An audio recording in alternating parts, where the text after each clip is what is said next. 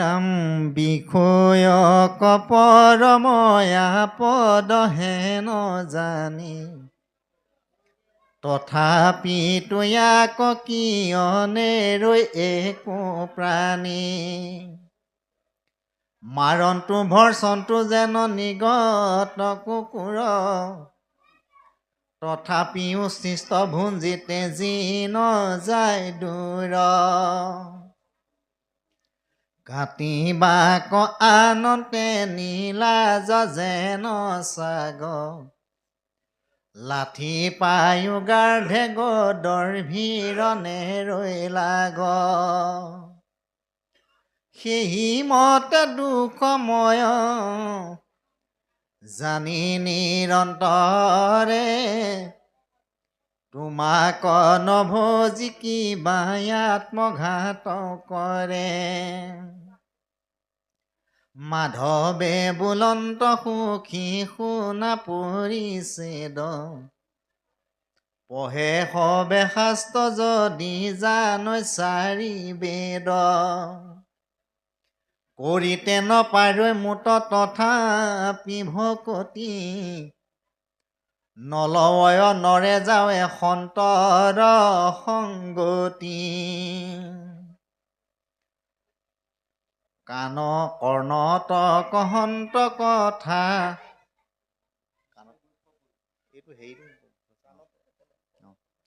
কৃষ্ণে গুইপ কৰি নাহিকে উপায় সখী সুসংগ কহৰি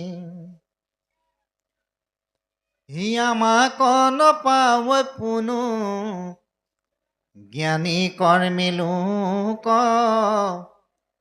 সাধুৰ সংগে অৱশ্যে কে বৈশ্য কৰে মোক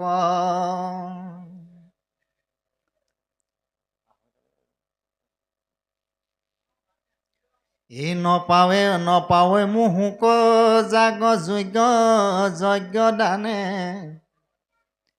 মহামন্ত্ৰ জাপ কোটি শত তীৰ্থ স্নানে নপাৱৈ আমাক একাদশী উপবাসে নকৰয় অৱশ্য মোক পৰম হয় নাখে আন কৰ্ম কৰি আমি চাত মৰৈ লোকে ভকতৰ সংগে সাময়কৈ জানৈ মোকে কহিলো মহাগৈপ কথা কয় উদ্ধৱ যিহেতু ভকত তুমি পৰম বান্ধৱ মুখ্যটোই অধিক সখী সাধুৰ সংগম যাহাৰৰে নুকু স্বৰ্গ সুখী সুখনো হি সম সাধু সংগে অনেক পালে কমোৰ গতি দেউলেখা সখী তাক শুনিও সম্প্ৰতি যক্ষ ৰক্ষ বৃক্ষ পক্ষী পশু পালে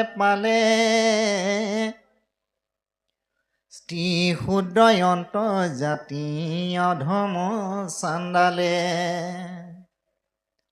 ইসবতো অধিকয়নে কপাপমতি ভকতৰ সংগ কপাইলে কমোৰ গতি কৃষ্ণ উদ্ধৱে কৈছে এটা কথা বিষয়ক পৰম আপদ হেন জানি তথাপিতো আক কিয় নেৰৈ একো প্ৰাণী বিষয় মানে এইবিলাক ধন টকা পইচা পুত্ৰ পৰিবাৰ ঘৰ দুৱাৰ ইত্যাদি ইত্যাদি আচলতে বিষয় হৈছে পাঁচটা ৰূপ ৰস গন্ধ স্পৰ্শ আৰু শব্দ আমি যিমান কৰ্ম কৰোঁ আচলতে এই পাঁচটাৰ কাৰণে কৰি আছোঁ এই পাঁচটাই হৈছে মূল বিষয় ইয়াৰ লগতেই ৰিলেট হৈ ধন টকা পইচা পুত্ৰ পত্নী ঘৰ দুৱাৰ যত যিমানবিলাক আছে এই সংসাৰত এই বস্তুবিলাকক বিষয় বুলি কোৱা হৈছে বিষয় এতিয়া ইয়াত উদ্ধৱে বৰ কথা এটা কৈছে, বিষয়ক পৰম আপদ হেন জানি। আপদ মানে ধন টকা পইচা ঘটোতে কষ্ট, ধন টকা পইচা সাঁচিবলৈ কষ্ট, ধন টকা পইচা ঘটাৰ পিছত খৰচ কৰিবলৈ কষ্ট, ধন টকা পইচা ঘটি থোৱাৰ পাছত কোনোবাই লৈ গ'লে কষ্ট, পুত্ৰ পত্নী পৰিবাৰ যাক আমি আপোন বুলি ভাবিছোঁ তাৰ হানি বিঘিনিত মানসিক কষ্ট, আল্টিমেটলি বিভিন্ন ধৰণৰ কষ্ট ভোগ কৰি আছোঁ আমি। তথাপিও আমি আনন্দমুখী নহওঁ, কৃষ্ণমুখী নহওঁ, কেৱল বিষয়ে বিচাৰি আছোঁ। উদ্ধৱে প্ৰশ্ন কৰিছে, বিষয়ক পৰম আপদ হেন জানি তথাপিতো আকৌ কিয় নেৰয় একো প্ৰাণী। আৰু উদাহৰণ দিছে বৰ সুন্দৰ কথা এটাৰে, মাৰন্তু ভৰ্ৎসন্তু যেন নিৰ্গত কুকুৰ তথাপি উচিষ্ট ভুঞ্জি তেজি নাযায় দূৰ। যেনেকৈ আমাৰ চোৱা পাতনিত আমি য'ত আমাৰ যিবিলাক বাচি যায় উচিষ্ট ভোজনবিলাক পেলাই দিয়ে, সেয়া খাবলৈ কুকুৰ আহে। আপুনি লাখুটি এডাল লৈ কুকুৰটোক যদি তাৰ পৰা খেদায়, মাৰ মাৰিও দিয়ে, সি কেং কেং কেং কেং কৰি অলপ দূৰ যাব, কিন্তু আপুনি অকণমান আঁতৰি গ'লে সি পুনৰ আহিব। যিমান কষ্ট পালেও তালৈকে বাৰে বাৰে আহি থাকিব। আমিও যিখন সংসাৰত সুখ পাম পাম বুলি ভাবি ইটোৰ পিছত সিটো, সিটোৰ পিছত সিটো, সিটোৰ পিছত সিটো কৰ্ম কৰি আগবাঢ়ি গৈ আছোঁ, কিন্তু সুখ নেপাই আমি দুখৰ উপৰি দুখহে ভোগ কৰি গৈ আছোঁ। তথাপিতো কোনো মানুহ কৃষ্ণময় নহয়, কৃষ্ণমুখী নহয়। এইটো কিয় হৈছে? পৃথিৱীত বৰ্তমান 800 কোটিৰ ওপৰত মানুহ আছে, কাৰো লগত কাৰো মিল নাই। বাকীটো বাদ দিয়ক, আমাৰ ফিংগাৰ প্ৰিণ্টছো নিমিলে, আঙুলিৰ চাপবিলাকো এজনৰ সৈতে এজনৰ নিমিলে, চব বেলেগ। ইমান বৈষম্যতাৰে ভৰা এইখন সংসাৰত এটা বস্তুৰ মিল আছে, সেইটো হৈছে আমাক আনন্দ লাগে। চব মানুহে আনন্দ বিচাৰে, প্ৰত্যেকটো সম্প্ৰদায়ৰ মানুহে আনন্দ বিচাৰে। ভকত অভকত আস্তিক নাস্তিক কোনো কথা নাই, চবকে এটা বস্তুৱে লাগে, সেইটো হৈছে আনন্দ। আৰু আমি 24 ঘণ্টাৰ যিমান কৰ্ম কৰিছোঁ, প্ৰত্যেকটো কৰ্মৰ মূল লক্ষ্য এটাই, কেনেকৈ আমি আনন্দ পাওঁ। এতিয়া মূল তত্ত্ব আছে সংসাৰত 3টা। এক হৈছে ভগৱান, এক হৈছে তেওঁৰ মায়াৰ সংসাৰখন, আৰু এক হৈছোঁ আমি জীৱ। আমি জীৱবিলাকক আনন্দ লাগে। জীৱই আনন্দ পাবৰ পৰা দুটাই জেগা আছে, এফালে ভগৱান আৰু এফালে তেওঁৰ মায়াৰ সংসাৰ, ব্ৰহ্মলোক পৰ্যন্ত যিমান আছে। এডাল তৃণৰ পৰা কীট পতংগৰ পৰা ব্ৰহ্মা পৰ্যন্ত যত যিমান আছে চব মায়াৰ অধীন। এতিয়া জীৱই আনন্দটো ক'ত পাব? আছে দুটাই ক্ষেত্ৰ, হয়তো মায়াৰ সংসাৰত, নহ'লে ভগৱানত। এই দুটা বস্তু যদি বুজি লয়, তেতিয়াহ'লে এই বিষয়ৰ প্ৰতি আপদ হেন জানিও উচিষ্ট খাবলৈ যোৱা কুকুৰৰ দৰে আমাৰ মন নহ'ব। মায়াটোৰ বিষয়ে আগতে বুজি লওক। মায়া মানে কি? মা শব্দটোৱে নাই বুজায়, ইয়া মানে য'ত। যিটো বস্তু আমি বিচাৰিছোঁ তাত সেইটো বস্তু নাই। আৰু পদ্মকল্পত ভগৱান নাৰায়ণে ব্ৰহ্মাক যি 4টা শ্লোকত ভাগৱত শুনাইছিল, প্ৰথম ভাগৱত 4টা শ্লোকত আছিল, এতিয়া 18,000 শ্লোক হ'ল। দ্বিতীয় শ্লোকটোত মায়াৰ কথা কৈছিল, ঋতেৰ্থে ইয়াত প্ৰতিয়ত না প্ৰতিয়ত চাত্মানি তদ বিদ্যাদ আত্মনো মায়া যথা আভাসো যথা তম 2:9-34, দ্বিতীয় স্কন্ধ 9ম অধ্যায় 34 নম্বৰ শ্লোক। আৰু ইয়াৰ অনুবাদ মহাপুৰুষ শ্ৰীমন্ত শংকৰদেৱে কৰিছে দ্বিতীয় স্কন্ধ ভাগৱতত। মায়া মানে কি তেওঁ লিখিছে সুন্দৰভাৱে, অবস্তুক দেখাৱই বস্তুক আৱৰি, এইহে মোহৰ মায়া জানা নিষ্ট কৰি।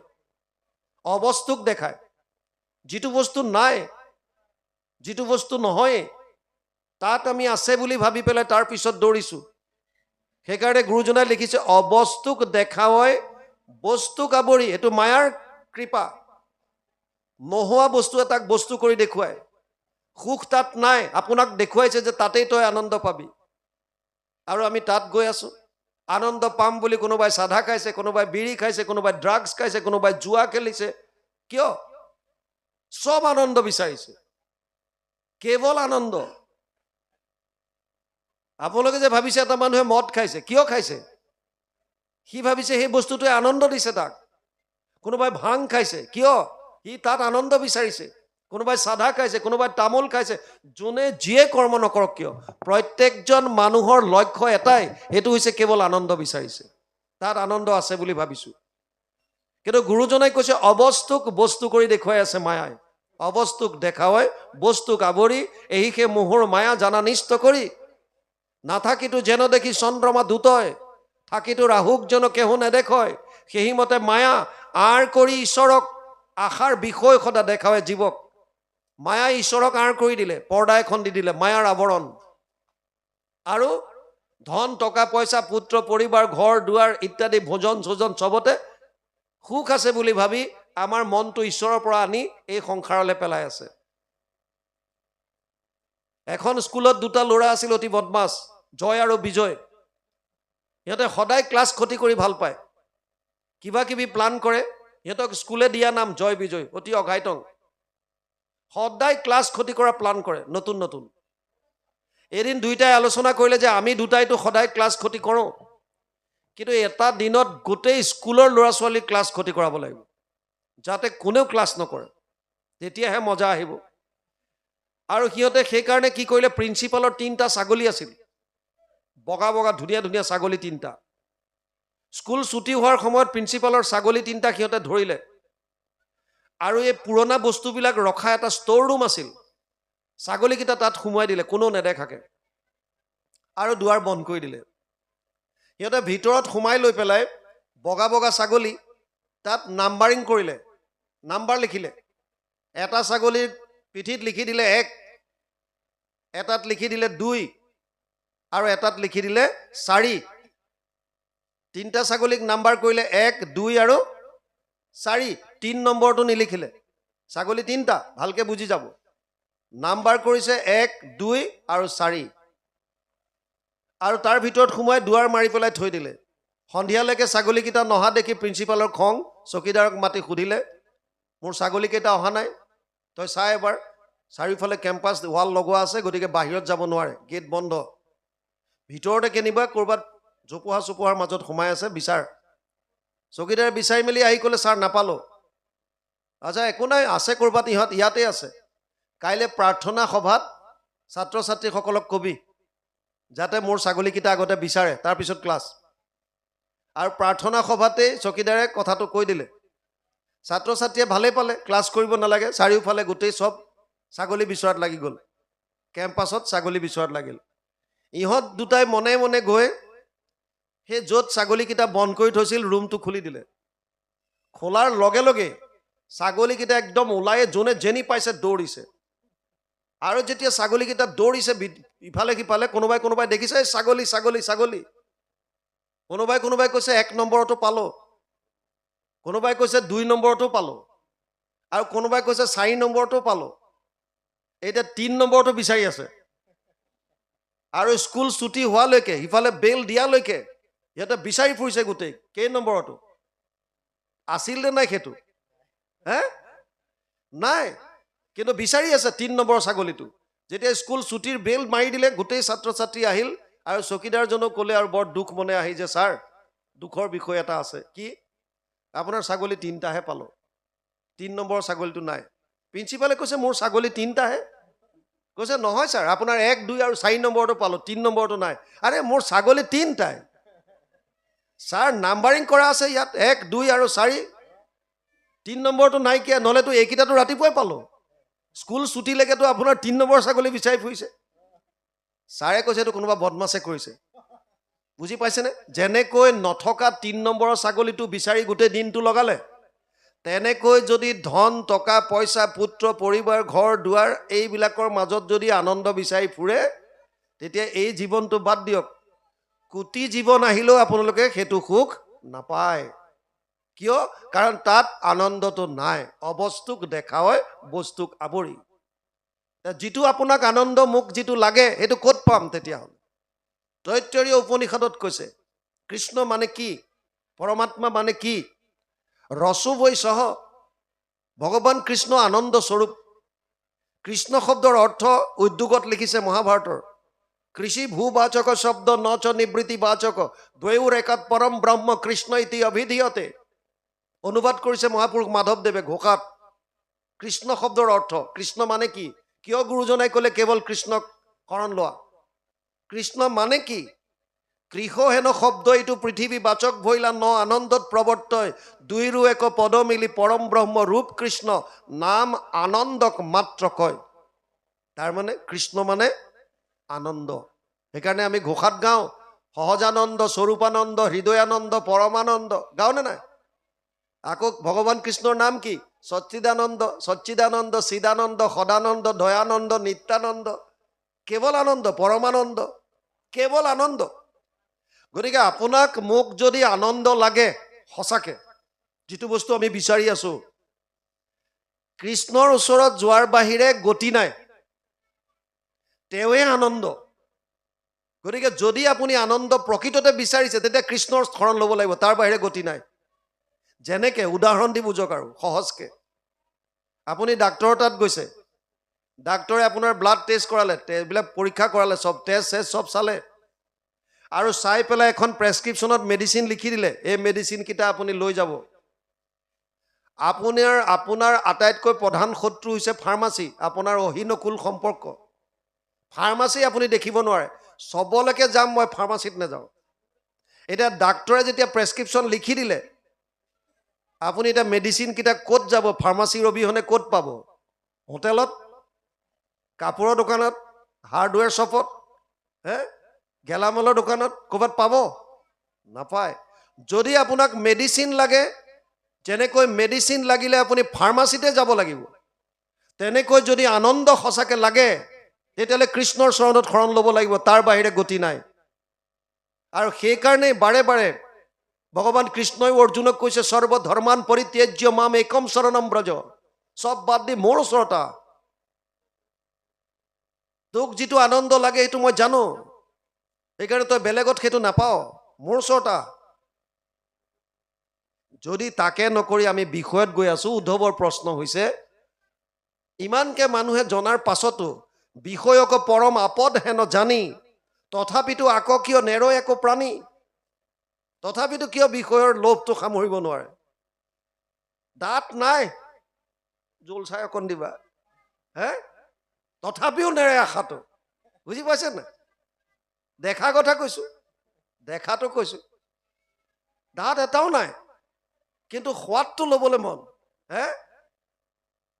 জোল অকণমান দিবা টেষ্টটো কৰি চাওঁ কিয় যিমান যি হ'লেও মানে আচল বিষয়ৰ পৰা ওলাই আহিব পৰা নাই বৈৰাগ্য ভাৱটো আনিব পৰা নাই কৃষ্ণমুখী হ'ব পৰা নাই সেইকাৰণে ইয়াত কৈছে মাৰণটো ভৰ্চনটো যেন নিৰ্গত কুকুৰ তথাপি উচিষ্ট ভুঞ্জি তেজি নাযায় দূৰ ধৃতৰাষ্ট্ৰৰ বিষয়ে আপোনালোকে শুনিছিল নাই যিজন ধৃতৰাষ্ট্ৰৰ 100টা পুত্ৰ ভীমে বধ কৰিলে কুৰুক্ষেত্ৰ যুদ্ধৰ পাছত ধৃতৰাষ্ট্ৰ আকৌ সেই ভীম আৰু যুধিষ্ঠিৰৰ ঘৰতে আছিলে তাতে অন্ন ভোগ কৰি থাকে তেতিয়া বিদুৰ যেতিয়া তীৰ্থক্ষেত্ৰৰ পৰা আহিছে আহি পেলাই দেখিছে ককায়েকৰ এখন এতিয়া যিকোনো পঞ্চপাণ্ডৱক দেখিব নোৱাৰে এতিয়া তেওঁলোকৰ ঘৰতে আছে তাতে আকৌ অন্নমুঠি লৈ আছে ধৃতৰাষ্ট্ৰক এটা সাধু কৈছিল বৰ সুন্দৰ কাহিনী এটা কৈছিল দাদা তোমাক এটা মই সাধু কওঁ কাহিনী এটা কওঁ কি এজন মানুহক 6জনী পিশাচিনীয়ে খেদি আহি আছে পিশাচিনী 6জনী খেদি আহিছে মানুহটো উপায়ন্তৰ হৈ দৌৰি দৌৰি আগে আগে আহি আহি এজোপা গছত উঠিল ভাবিছে পিশাচীৰ পৰা মই পৰিত্ৰাণ পাম গছজোপাত উঠি গৈ পেলাই এটা প্ৰকাণ্ড ডাল এটাত ই উঠি লৈ এনেকৈ বহিছে পিশাচিনীখিনি ওপৰলৈ উঠিব পৰা নাই চাই আছে আচ্ছা তই আহিবি কিন্তু তেতিয়া এটা অদ্ভুত বস্তু দেখিলে সেই ডালৰ গুৰিটোত ক'লা আৰু বগা ৰঙৰ দুটা নিগনিয়ে কুটা আৰম্ভ কৰিছে ডাল তাৰ মানে অলপ পিছত ডালটো কুটি পেলাই ভাগি দিলে লাহেকে কি হ'ব তললৈ পৰিব তললৈ যেতিয়া চালে তাত দেখিছে প্ৰকাণ্ড এটা গাঁত আছে তাত অজগৰ এটাই মুখ মেলি ৰৈ আছে মানে চাৰিওফালে মৰণৰ তাণ্ডৱ পিশাচিনী তলত ওপৰত যিটো ডালত বহিছে সেই ডালটো নিগনিয়ে কুটা আৰম্ভ কৰিছে ডালটো যদি খহি পৰে তললৈ চাইছে প্ৰকাণ্ড এটা গাঁত আৰু গাঁতত অজগৰ এটাই মুখ মেলি ৰৈ আছে ই বেটা পৰিলেই মই চিধাই খাম তেনেকুৱাতে মানুহটোৱে উপায়ন্তৰ হৈ বিদুৰে কৈ আছে ধৃতৰাষ্ট্ৰক, অকণমান ওপৰলৈ চাওঁতে হঠাৎ ওঠত কিবা এটা পৰিলে আৰু সি জিভাৰে চেলেকি চালে মিঠা। তেতিয়া ওপৰলৈ ভালকৈ চাই দেখিছে ওপৰত মৌ বাঁহ এটা আছে আৰু মৌ বাঁহটোৰ পৰা টোপ টোপকৈ মৌ জোল পৰি আছে। ই মানে ভাবিছে অকণ খায়ে থাকোঁ বুলি জিভা উলিয়াই উলিয়াই ই মৌ জোল খোৱাত লাগিছে। ধৃতৰাষ্ট্ৰই কৈছে কোন এইটো মহামূৰ্খ, চাৰিওফালে মৃত্যুৰ তাণ্ডৱ, খং উঠি গৈছে তাৰ। আৰু তেনেকুৱাত সি মৌ জোল খায়, এটোপ এটোপকৈ ওপৰত পৰি আছে। তাৰ ইফালে পিশাচ, সিফালে তাৰ নিগনি দুটাই কাটি আছে, তলত অজগৰে মুখ মেলি আছে, চাৰিওফালে মৃত্যুৰ তাণ্ডৱ। আৰু সি কোন মহামূৰ্খ, সি মৌ জোলৰ আশাত বহি আছে। বিদুৰে কৈছে সেইজন আন নহয়, সেইজন তুমি। মানে ছটা ৰিপু, কাম, ক্ৰোধ, লোভ, মোহ, মদ, মৎসৰ, এই ছটা ৰিপুৱে আমাক খেদি আছে এনি টাইম। বুজি পাইছেনে? নিগনি দুটা হৈছে দিন ৰাত, সময়, দিন আৰু ৰাতি, সময় পাৰ হৈ গৈ আছে। যেতিয়াই সময় হ'ব মৃত্যুমুখী অজগৰে, কালৰূপী অজগৰে মুখ মেলি আছে, গিলি দিব আপোনাক। এনেকুৱা সময়তো য'ত ঈশ্বৰৰ নাম ল'ব লাগে তাত আকৌ তুমি ঈশ্বৰৰ কথা চিন্তা নকৰি এতিয়াও আহি পঞ্চপাণ্ডৱৰ ঘৰত ভোগ খোৱাত ব্যস্ত হৈ আছা। সেই মৌ জোল খোৱাৰ নিচিনাকৈ। তোমাৰ নিচিনা অধম প্ৰাণী নাই। ধৃতৰাষ্ট্ৰই তেতিয়া বিদুৰক কৈছিল, যদিও তুমি সম্বন্ধত মোৰ ভাতৃ, মই তোমাৰ চৰণত ধৰিছোঁ, মোকহে তুমি উদ্ধাৰ কৰা। আৰু তেতিয়াহে বিদুৰে ককায়েকক লগত লৈ হস্তিনাপুৰৰ পৰা পলাই গৈছিল আৰু গান্ধাৰীকো লগত লৈ গংগাৰ তীৰলৈ গৈছিল। বুজি পাইছেনে? আমাৰো মনবিলাক তেনেকুৱা। যদিও চাৰিওফালে ইমান বিপদ, য'ত কৃষ্ণৰ ভক্তি অবিহনে আমাৰ গতি নাই, পৰম আনন্দ যিটোৰ কাৰণে এই মনুষ্য শৰীৰ লাভ কৰিছিলোঁ, এই শৰীৰটো লাভ কৰাৰ পাছতো ইয়াক আমি বিফলে নি আছোঁ, কেৱল ক্ষুদ্ৰ ক্ষুদ্ৰ কিছুমান সুখক আশা কৰি। যিবিলাক সুখ আজি আছে কাইলৈ নাই। য'ত আজি আপুনি সুখ আছে বুলি ভাবিছে, কাইলৈ তাত সুখটো নাপাবও পাৰে বা নায়ে, তাত অস্থায়ী বস্তু এইবিলাক। সেইকাৰণে ইয়াত কৈছে, মাৰন্তু ভৰ্ৎসদ্য যেন নিৰ্গত কুকুৰ, তথাপি উচিষ্ট ভুঞ্জি তেজি নাযায় দূৰ। আপুনি যিমানেই গালি পাৰক, যিমানেই মাৰক, কুকুৰে যদি কেনেবাকৈ জোঠা দেখিলে ই তালৈ আহিবই বাৰে বাৰে। ঠিক আমাৰ মনটো বিষয়ৰ প্ৰতি তেনেকুৱা। কাটিবাক আনন্তে নীলাজ যেন ছাগ, লাঠি পায়ো গাধে গৰ্দৰ ভিনেৰৈ লাগ, সেইমতে দুখ মই জানি নিৰন্তৰে, তোমাক নভজি কিম্বা আত্মঘাত কৰে। ছাগলী এটা কাটিবলৈ কচায়ে লৈ আহিছে। ইয়াত কৈছে কাটিবাক আনন্তে নীলাজ যেন ছাগ। তেতিয়াও যদি সি ঘাঁহ কেইডালমান পায় বা বেলেগ কিবা দেখে, তাৰ তেতিয়াও জিভা লকাই থাকিব। আনিছে তাক কাটিবলৈ, তাৰ মনত সেইটো নাই। আমাৰো গতি একেই, মৃত্যুৰ ফালে আগবাঢ়ি গৈ আছোঁ। যেনেকৈ লাঠিৰ প্ৰহাৰ পোৱাৰ পাছতো গাধই গৰ্দভি সংগ নেৰে, ঠিক তেনেকুৱা আমাৰ মন।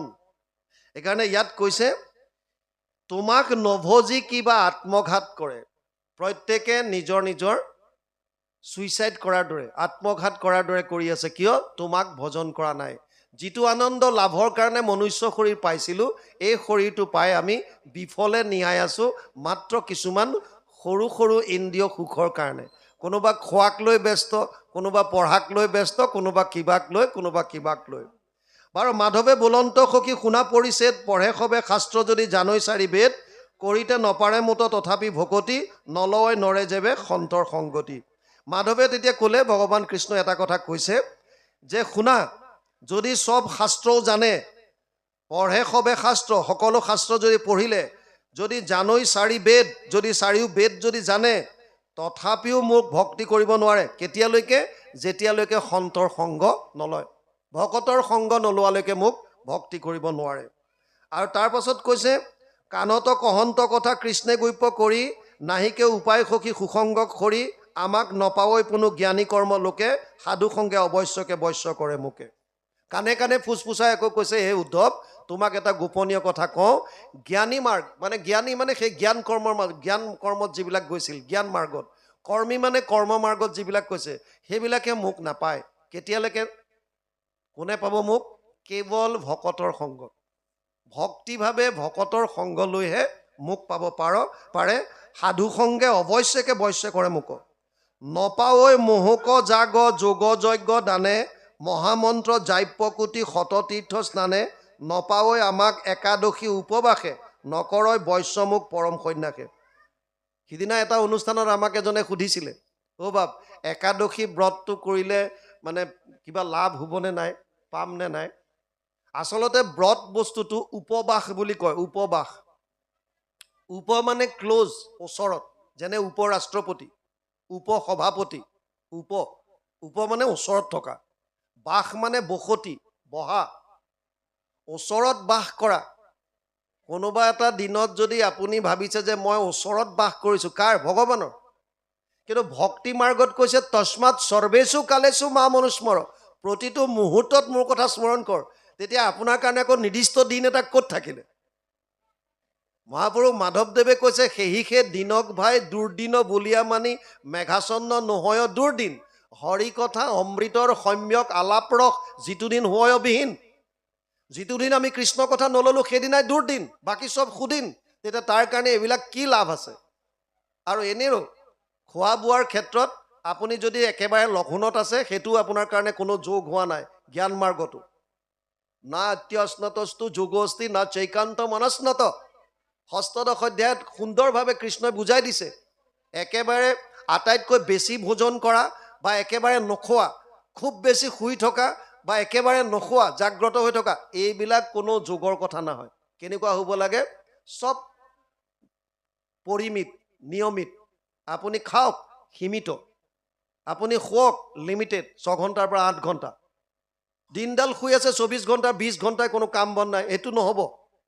6 ঘণ্টাৰ পৰা 8 ঘণ্টা ৰেষ্ট কৰিবলৈ দিছে, সেইটো চাফিচিয়েণ্ট। খাবলৈ দিছে আপোনাক, কমাই খাওক, ঘনাই খাওক। এনেকুৱা নহয় পালোঁ বুলি পূৰা পেট একদম ভৰাই দিলোঁ, সেইটো মিছা। সেইকাৰণে যিখিনি নিয়মিতভাৱে, সেইখিনি কথা কৈছে। তাৰপিছত ইয়াত আন কৰ্ম কৰিয়া মিছাতে মৰৈ লোকে ভকতৰ সংগে সম্যক জানৈ মুখে কহিলো মহাগৈপ কথা উদ্ধৱ, যিহেতু ভকত তুমি পৰম বান্ধৱ। আন কৰ্মবিলাক কৰি এনেৰে যাগ যজ্ঞ পূজা পাতল জপ তপ এইবিলাক কৰি এনেই মৰি আছে, মোক পাবৰ কাৰণে ভকতৰ সংগ ল'ব লাগিব। এইটো আমি কোৱা নাই, ভাগৱতত কৈছে। ভাগৱত যদি মানিছে তেতিয়াহ'লে ভকতৰ সংগৰ কথা কৈছে, য'ত ভকতৰ সংগত কেৱল কৃষ্ণৰ কথা চৰ্চা হ'ব আৰু কৃষ্ণৰ ভক্তিৰ কথা আপোনালোকে গম পাব। সেইটোৱে কথা ইয়াত আহিছে। তাৰপাছত কৈছে মুখ্যটো অধিক সখী সাধুৰ সংগম, যাহাৰ ৰেণুক স্বৰ্গ সুখো নাহি সম, সাধু সংগে অনেক পাইলেক মোৰ গতি, দেও লখা সখীতাক শুনিও সম্প্ৰতি। তাৰপিছত কোনে কোনেনো ভকতৰ সংগত থাকি পৰম গতি পাইছে, এই কথাখিনি ইয়াত আহিছে। যক্ষ ৰক্ষ বৃক্ষ পক্ষী পশু পালে পালে, স্ত্ৰী ক্ষুদ্ৰ অন্তৰ্জাতি অধম চাণ্ডালে, ইষবতো অধিক অনেক পাপমতি, ভকতৰ সংগত পাইলেক মূৰ গতি। স্ত্ৰী ক্ষুদ্ৰ জাতি অন্তৰ্জাতি ইয়াতকৈ আৰু পৰম পাতকী কোন কোন আছে, এইবিলাকৰ কথা ইয়াত আহিছে। কোনে কোনে ভকতৰ সংগত পৰম গতি পালে।